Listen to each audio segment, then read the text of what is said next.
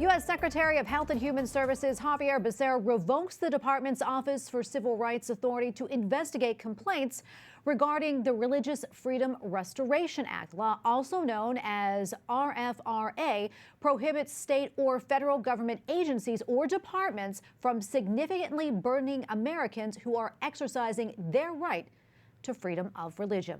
Representative Andy Biggs, Republican from Arizona, joins us now to discuss this. Congressman Biggs, great to see you.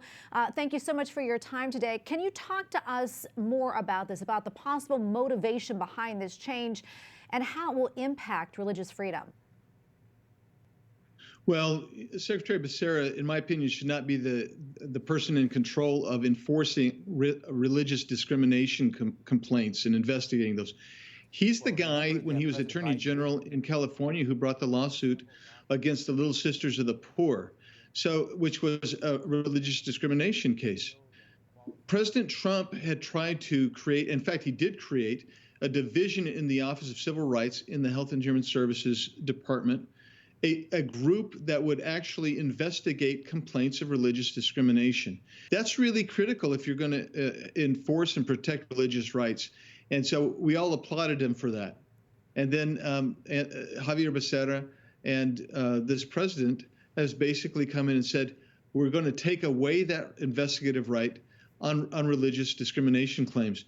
And by so doing, I'm afraid that RFRA, or the Religious Freedom Restoration Act, is going to be diminished in its scope and protection of our First Amendment rights to free exercise of religion. Yeah, and since the Office of Civil Rights is no longer overseeing these non-compliance complaints, do we know, has the responsibility been assumed by a different department?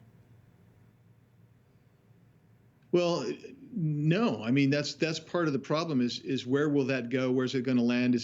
He's kind of left it kind of floating around there in some ways. And the reality is that's why one of the great things President Trump did is by setting up a division to do that, creating that division, you actually had somebody in charge specifically to look at and protect these religious discrimination cases. Yeah, and I know there have been a number of members of Congress who've also written to Secretary Becerra about this matter, that is. Can you talk to us more about that? And also, have you received a response at all from him? Well, I was joined by a good 20 or more members of the conference, Republican conference, requesting that they reinstitute that division. And we gave our reasons and explained why and provided even some citations for the secretary. But we have not heard a word back, at least as you and I are talking now. We have not received any response, which is that's not a good sign either. I would hope that we get a response soon. And if we're not going to get a response, then we're going to have to try to take more action, maybe even get an investigation going, and raise this to a level of further congressional action. Yeah, I was going to say, where do we go from here with that? I want to turn now on a different note. As you know, tomorrow is the one-year anniversary of the January 6th riot.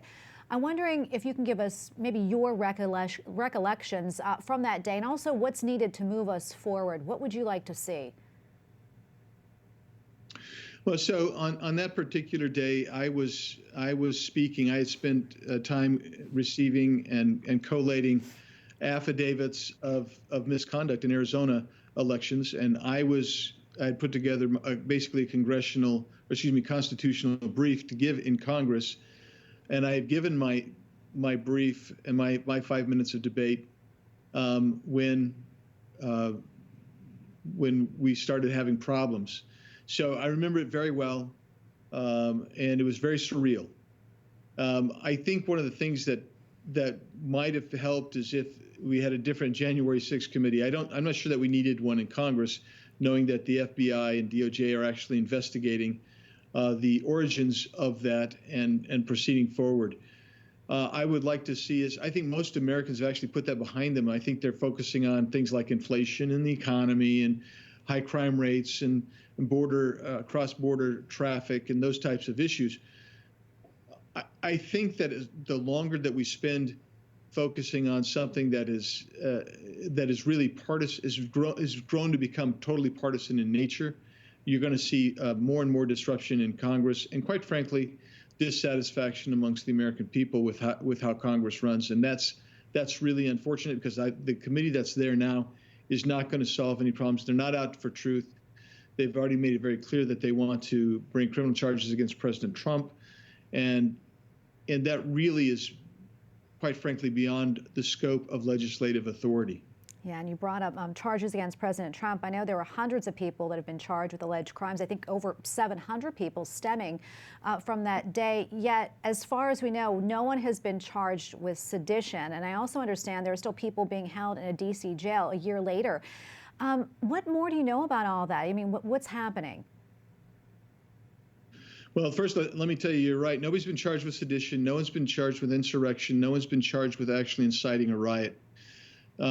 And there are people that have been held in custody all this time, which in pre-trial custody. So they haven't had a trial, they haven't been sentenced, and that's violative of the Constitution in and of itself because they're not flight risks. There's no indication that they would commit additional crimes, particularly those that are harmful to others and themselves. And so they're being held contrary to federal law and the Constitution. And some of them, I was talking to a lawyer just this morning who represents some of them, and one of his clients had been held in solitary confinement for 4 months. International law even says that would constitute torture. So we are seeing violation of not just our law, and I don't like to bring in the international law because we should be better than that under our Constitution. But the reality is these people are being dehumanized, and there's been those who needed medical treatment that haven't received it, special dietary conditions, they haven't received those. Some of them have not been able to communicate with their lawyers and have ready access to them as often as they would like. So there's all kinds of problems here. And similarly to the Becerra letter that I wrote, I've requested that the chairman of the House Judiciary and the chairwoman of the Oversight and Government Reform Committee, that we hold hearings to determine whether violations of our federal laws and the Constitution have occurred in holding these people for so long in custody. Well, Representative Biggs, thank you so much for your time today. We really appreciate it. Thank you.